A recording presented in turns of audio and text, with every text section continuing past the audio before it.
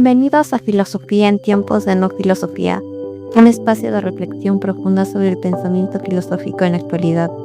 Un programa dirigido por Filosofía Tierra.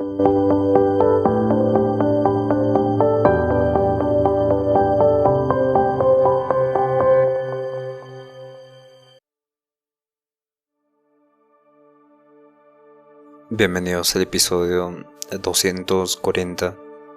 Gracias por estar acá.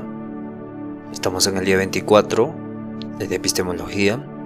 Hoy vamos a hacer el papel del escepticismo en la epistemología. Mi nombre es Marco Antonio. Y si tienen alguna pregunta, duda, comentario o quieren incluso participar, solo escriban y coordinamos. Bien.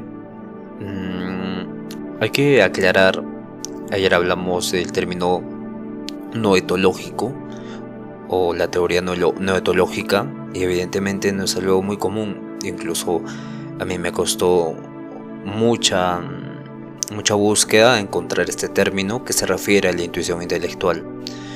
Entiéndanla como intuición intelectual, más que como teoría noetológica, porque aún está en desarrollo.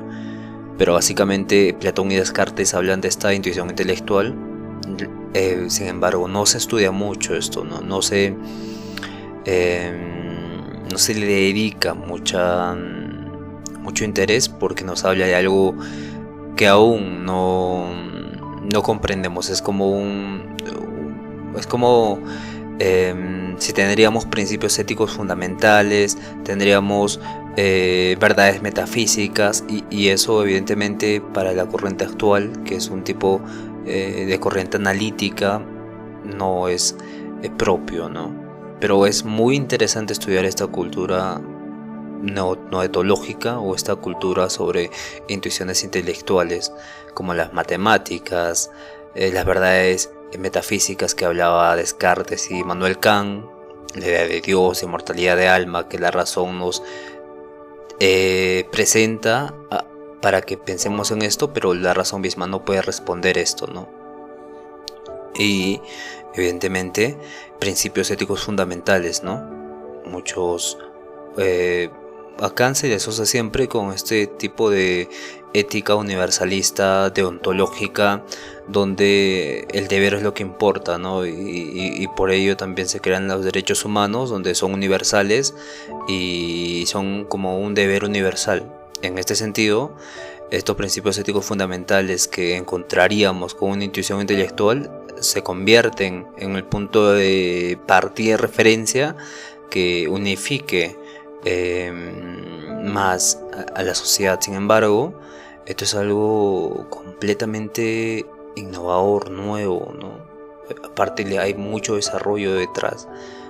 Hay, por ejemplo, mucho estudio neurocientífico y evidentemente mucho estudio también en la indeterminación, en la parte de la conciencia, y relacionado con un tipo de mecánica cuántica o el mecanismo cuántico en la biología y demás.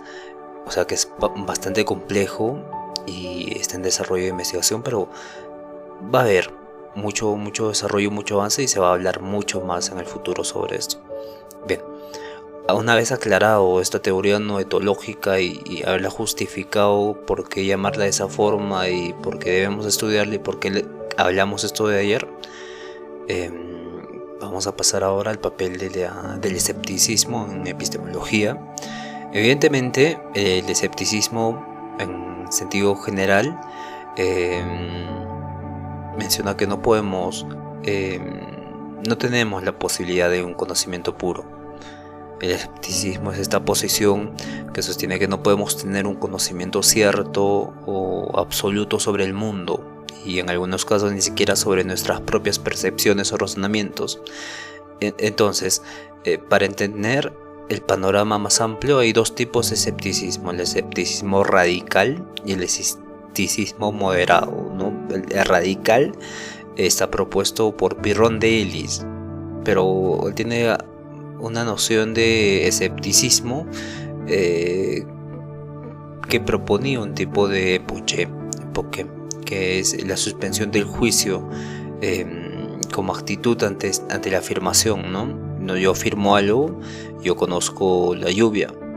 Suspendemos el juicio y en realidad no la conocemos, solo la experimentamos, y de este modo se niega la posibilidad de todo conocimiento y se sostiene que no podemos afirmar nada con certeza. Entonces su lema podría ser, y es el más conocido, ¿no? Nada puede ser conocido con seguridad. Y evidentemente Descartes hace toda esta ampliación de este conocimiento sobre las certezas que creíamos conocer, y al final evidentemente llega la única certeza de que pienso luego existo. Evidentemente con Descartes se convierte este escepticismo radical de Pierre Rondelis en un escepticismo moderado, donde no niega todo el conocimiento, pero exige un alto grado de justificación y cuestiona algunas formas de conocimiento, especialmente las que hablan de la metafísica, de lo absoluto, de lo infalible, entre otros.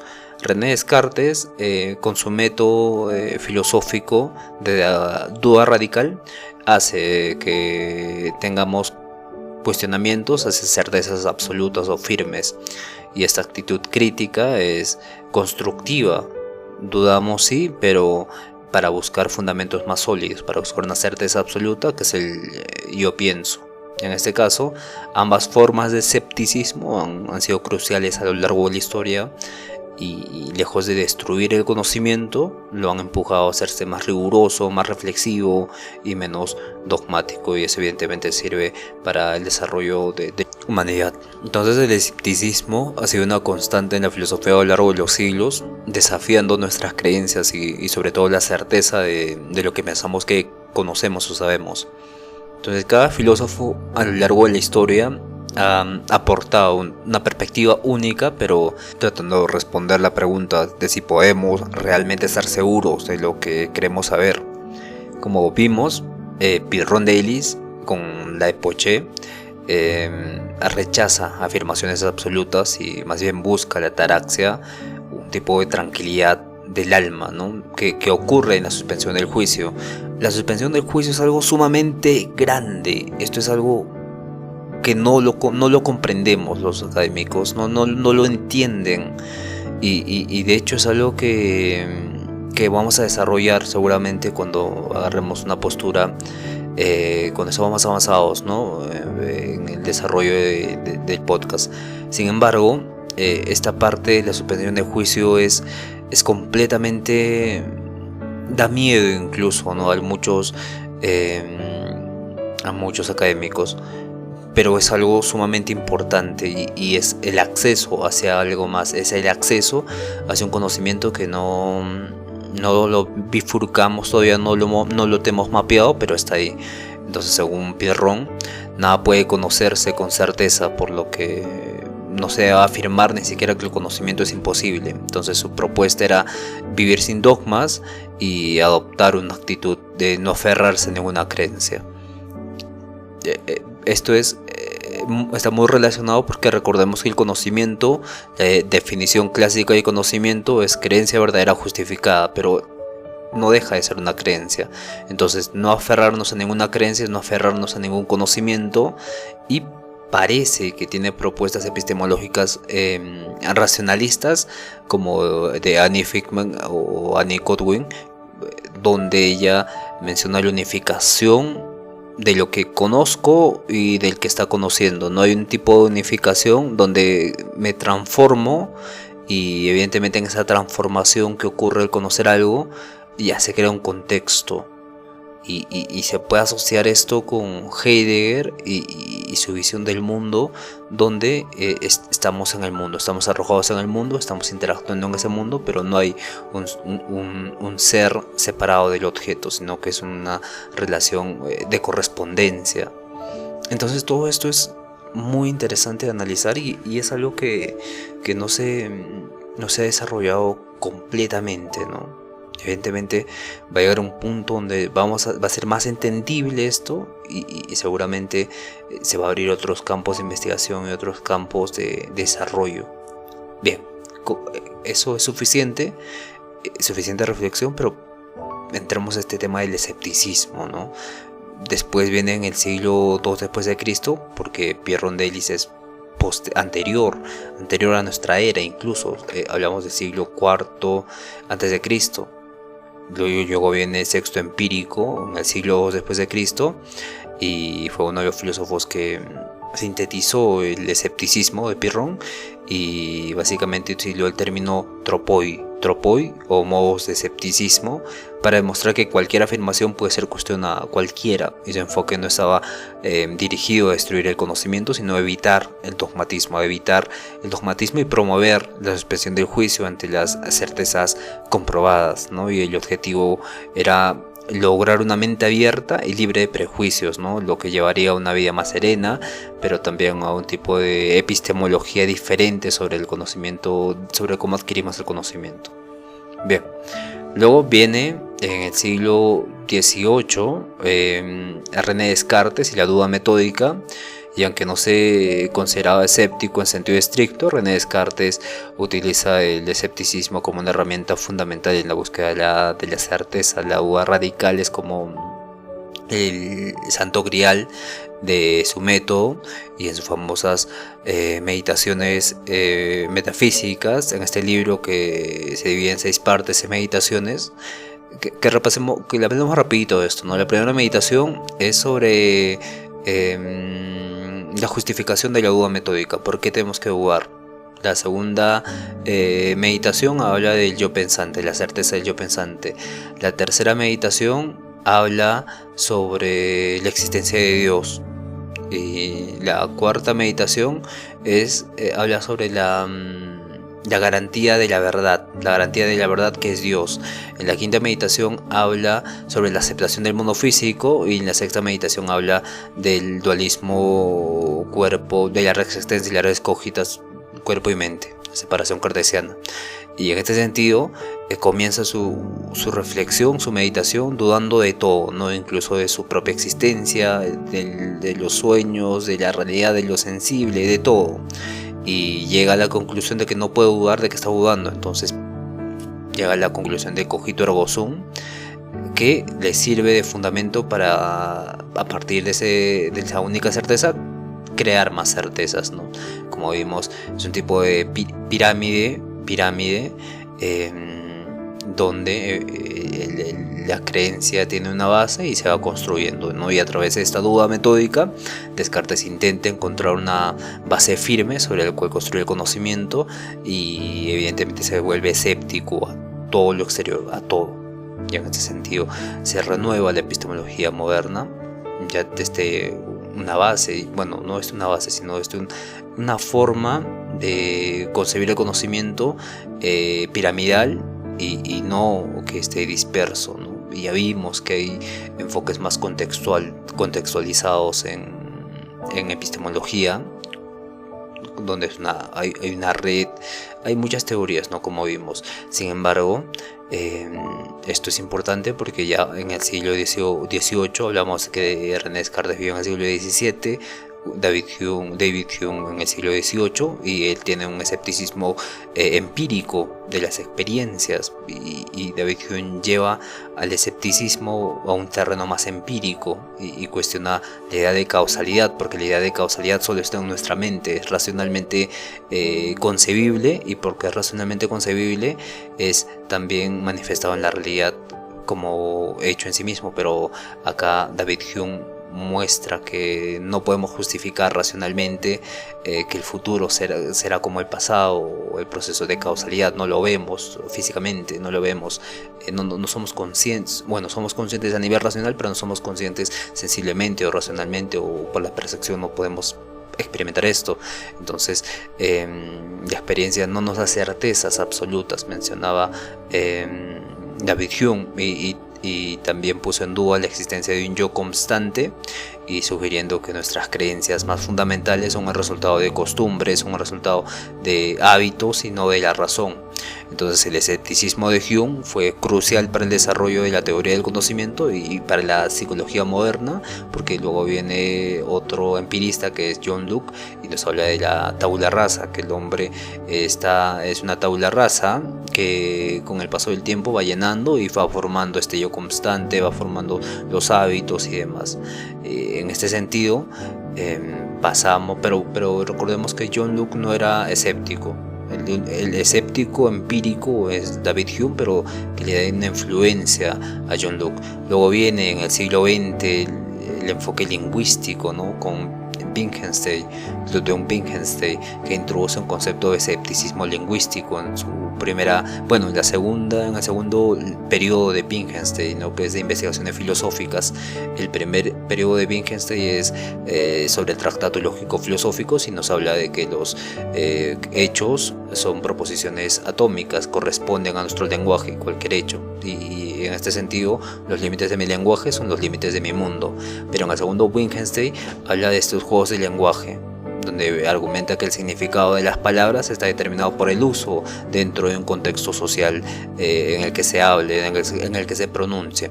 Y esto llevó a cuestionar la posibilidad del lenguaje privado, que es un dilema del lenguaje privado, porque imaginemos que una persona utiliza la palabra S para expresar dolor, pero este lenguaje es privado, solo él lo conoce. Entonces cuando sale al mundo y dice S, nadie lo entiende, porque en el contexto cultural S significa S, pero para él en su lenguaje privado significa que estoy sintiendo dolor. Entonces ahí entra un dilema, y esto lleva a cuestionar la posibilidad de si existe un lenguaje privado, y cómo se relaciona esto con las ideas verdaderas o absolutas que existen fuera de los juegos lingüísticos, ¿no?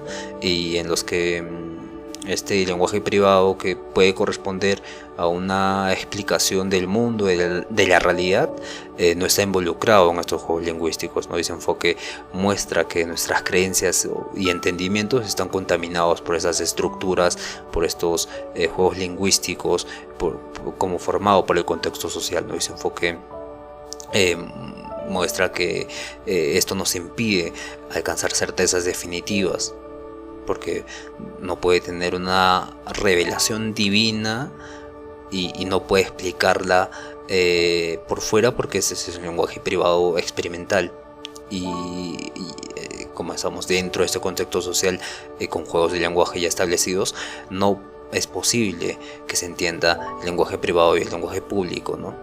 Y evidentemente esto es algo muy interesante, y por eso es el escepticismo también, de escepticismo lingüístico, que hay impedimentos que están contaminados por estas estructuras en el contexto social, en los usos del lenguaje, en los juegos lingüísticos, y lo que impide alcanzar certezas definitivas. Bien, entonces a lo largo de la filosofía, el escepticismo ha sido una herramienta clave para desafiar nuestras creencias y cuestionar nuestras certezas. A lo largo de la historia, el escepticismo ha generado diversas respuestas por parte de pensadores que han buscado siempre defender la posibilidad del conocimiento, al menos la validez en práctica de esto, ¿no? Y conceptos como el dogmatismo o también el fideísmo, que son posturas que tratan de defender la posibilidad del conocimiento. El dogmatismo es una postura epistémica, sí, es epistemología, pero que muchas veces lo vemos como algo negativo, ¿no? Porque afirma la posibilidad de alcanzar verdades de manera directa, segura, y también sin la necesidad de someterlas a juicio, ¿no? Y parte del supuesto de que existen verdades evidentes, autosuficientes, que son accesibles al ser humano, ya sea a través de la razón, la experiencia o de ambas.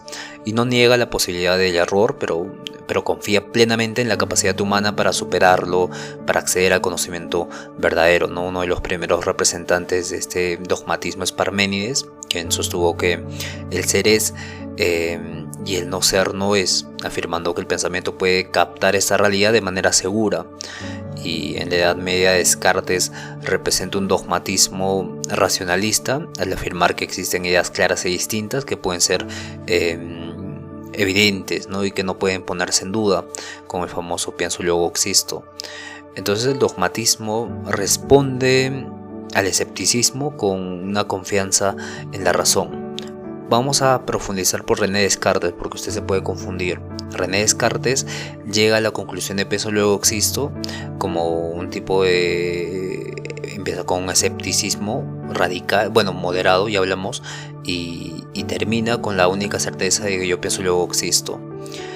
Sin embargo, antes de llegar al yo pienso luego existo, tiene que sustentar este yo pienso.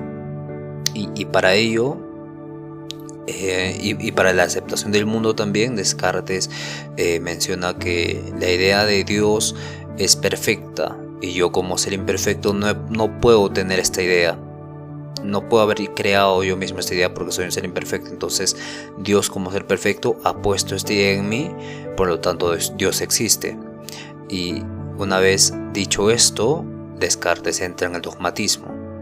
Y por eso el dogmatismo responde al escepticismo con confianza en la razón y la experiencia. En Descartes es la razón que sostiene que, bueno, que sostienen en general los dogmáticos,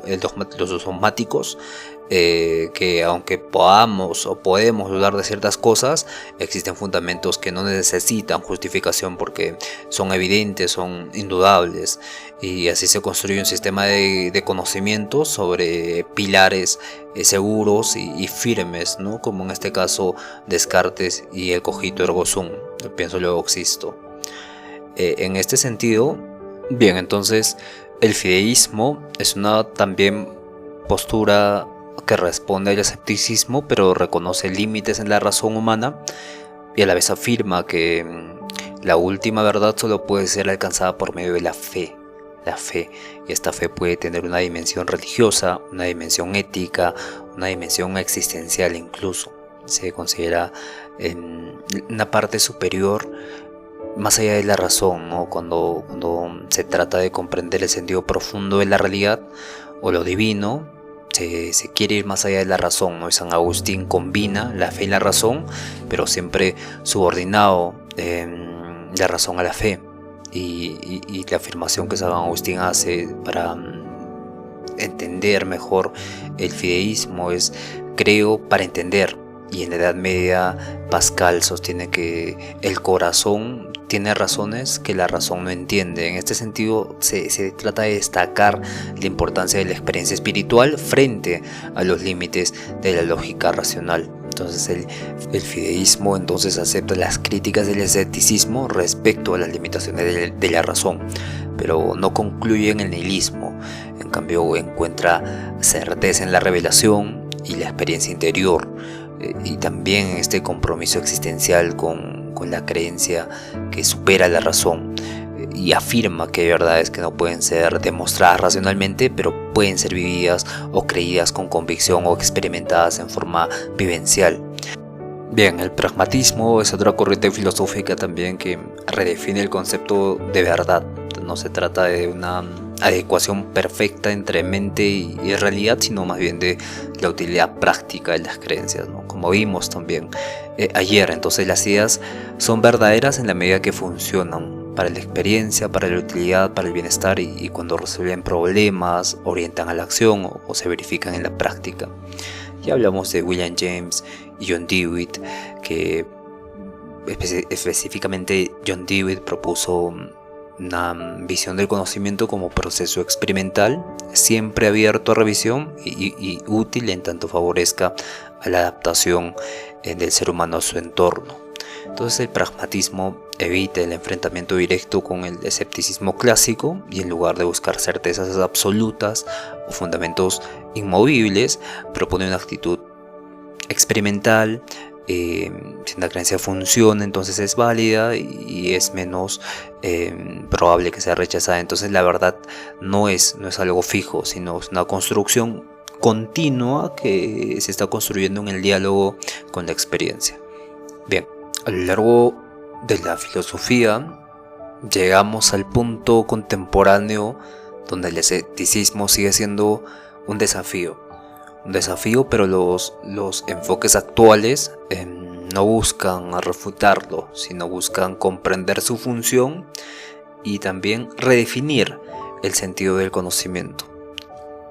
Wittgenstein, en su obra sobre la certeza, afronta el problema del escepticismo no refutando, sino disolviendo ese problema, mostrando que este problema parte de un malentendido sobre cómo funciona el lenguaje y cómo funciona el conocimiento. Wittgenstein introduce la idea de juegos de lenguaje, que son formas estructuradas de usar el lenguaje dentro de un contexto social, un contexto concreto, y en este sentido cada juego tiene sus propias reglas y no son absolutas, sino que son compartidas y practicadas en comunidad. Evidentemente, cuando decimos que sabemos algo, o cuando decimos yo sé esto, lo hacemos dentro de un juego de lenguaje particular.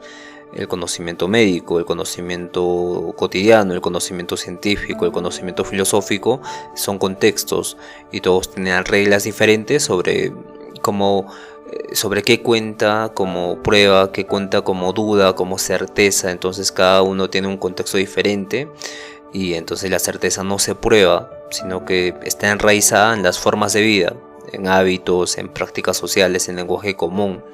Entonces no necesitamos un fundamento último donde las cosas, en el caso de Descartes, no se duden sobre yo pienso, no porque la lógica no pueda conducirnos a conocimientos indudables, sino porque dudar de estas cosas no tiene sentido práctico dentro de nuestro lenguaje. Por ejemplo, cuando decimos sé que tengo manos, un escéptico radical puede cuestionar esto incluso en contextos no académicos, no escépticos, ni siquiera filosóficos.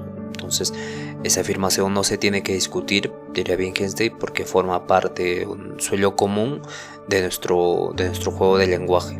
Entonces el escepticismo ahora pierde importancia, se vuelve inoperante, no porque esté lógicamente mal, sino porque no se ajusta a nuestras formas reales de hablar, nuestras formas reales de vivir. Entonces Wittgenstein no responde al escepticismo con argumentos tradicionales, sino que muestra que el escepticismo pierde sentido, pierde sentido fuera de este juego de lenguaje que da lugar al conocimiento mismo. Entonces la certeza no se construye ni se demuestra desde cero, sino que está dada ya como parte del mundo compartido, como el suelo que usamos al caminar, o cuando hablamos, o cuando dudamos, o cuando afirmamos algo. Porque la certeza es un tipo de creencia fundamental que no necesita ser justificada. Entonces, la certeza está enraizada en nuestras prácticas, en nuestra forma de vida, y no es una proposición que se prueba, no es algo que se tiene que probar, sino es algo que se presupone, que se da ya por sentado. No necesita ser justificada. Claro, vimos con el escepticismo radical que quiere dudar de todo y no quiere aceptar nada, pero esto no es viable, porque para dudar algo ya necesitas confiar en muchas cosas básicas como el lenguaje, la memoria, el mundo exterior. Para que puedas dudar, primero debes aceptar sin duda muchas cosas. Lenguaje, por ejemplo, como punto clave básico. Donald Davidson, por otra parte, hablamos de él, existe un tipo de coherentismo, ¿no? Y hablamos de esta teoría epistemológica que justifica la creencia, donde una creencia necesita otras creencias para que se ajusten adecuadamente a nuestras experiencias en el mundo. En este sentido rechaza el fundacionalismo y también el escepticismo radical, porque incluso si algunas creencias fallan, el sistema completo puede ser revisado y reestructurado y seguir funcionando. Evidentemente Davidson neutraliza el escepticismo, mostrando que no necesitamos certezas absolutas, solo basta con esta red coherente de creencias razonables, ¿no? Y que podemos acceder a ellas también y reestructurar, evidentemente. Recordemos a Hilary Putnam, que lanza una crítica profunda al escepticismo radical, con el famoso experimento del cerebro en una cubeta, donde básicamente tienes que imaginar que eres un cerebro flotando en una cubeta con nutrientes y conectado a una supercomputadora que te envía estímulos para que creas que vives en un mundo real. Todo lo que ves, sientes, recuerdas es simulado. En ese sentido, ¿tú cómo podrías saber si eres un cerebro en una cubeta? No podrías saber, y este experimento es una versión moderna de este escepticismo radical de no conocimiento, ¿no? Y cuestiona si podemos saber algo sobre el mundo exterior, ¿no? Para que nosotros tengamos el significado de cerebro. Alguna vez debimos haber visto o estado en contacto con cerebros reales, y para que cubeta signifique cubeta, alguna vez debimos haber visto o tocado una cubeta. Pero si solo eres una simulación, no hay tal contacto real, y entonces no podrías referirte a cerebros ni a cubetas. Entonces tu frase sería incoherente dentro del mundo. Entonces no puedes inteligiblemente pensar que eres un cerebro en una cubeta si realmente lo fueras. Entonces Putnam sostiene que esos escenarios son incoherentes dentro del propio lenguaje y las formas de vida.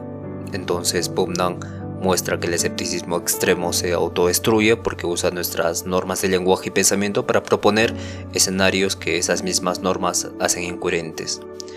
Luego tenemos a Richard Rorty, que nos habla desde un punto de vista pragmatista, donde rompe con la tradición fundacionalista, donde nos mencionaban que existen creencias innatas. Entonces él dice que no necesitamos justificar nuestras creencias ante un tribunal de la razón eterna o verdades universales, y propone que dejemos de obsesionarlos por la certeza, y pasemos a la conversación, ¿no? Pasemos a la solidaridad, pasemos a un acuerdo.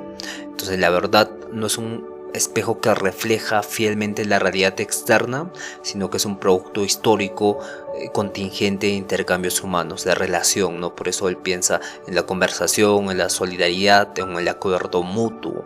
Entonces, que siempre puede cambiar y pueden crear nuevos diálogos, nuevas perspectivas, y el escepticismo pierde su poder paralizante. En lugar de buscar una verdad cuestionable, aceptamos que nuestra mejor justificación es siempre contextual, conversacional y abierta. Y básicamente vamos a terminar con David Lewis en este contextualismo epistemológico que hemos visto en el episodio anterior, que demuestra que la fuerza del escepticismo depende del contexto en el que se plantee. En la vida cotidiana, nuestros estándares para decir sé algo son razones suficientes. Por ejemplo, decir sé dónde están las llaves no exige certeza absoluta. Solo en contextos filosóficos extremos, donde las dudas son radicales, como el cerebro en una cubeta, se elevan a este tipo de imposibles de explicar o resolver o cumplir, ¿no? Así el conocimiento es sensible al contexto. En condiciones normales sabemos cosas de manera válida y útil. En condiciones artificiales, como el caso de la cubeta, que son básicamente extremos, el conocimiento se vuelve imposible. En este caso, el escepticismo no destruye el conocimiento, solo muestra que en ciertos marcos conceptuales las exigencias de prueba son altas o bajas, y no podemos cumplirlas todas, evidentemente, y por eso no invalida nuestro conocimiento en la vida real. Los filósofos contemporáneos no niegan el valor crítico del escepticismo, pero lo reposicionan. Ya no lo ven como algo que condena a la ignorancia total, sino como una herramienta útil para cuestionar supuestos, mejorar nuestras prácticas de justificación y reconocer dimensiones sociales, contextuales y pragmáticas dentro del conocimiento. En este sentido, se vuelve una herramienta valiosa para abarcar la dimensión social, contextual, pragmática, de forma holística sobre el conocimiento. Bien, muchas gracias por escuchar. Si tienen alguna duda, pregunta, concepto no entendido, pueden dejar en los comentarios, y mañana nos vemos en el día 25 con el escepticismo y la búsqueda de verdad, como los escépticos buscan la verdad.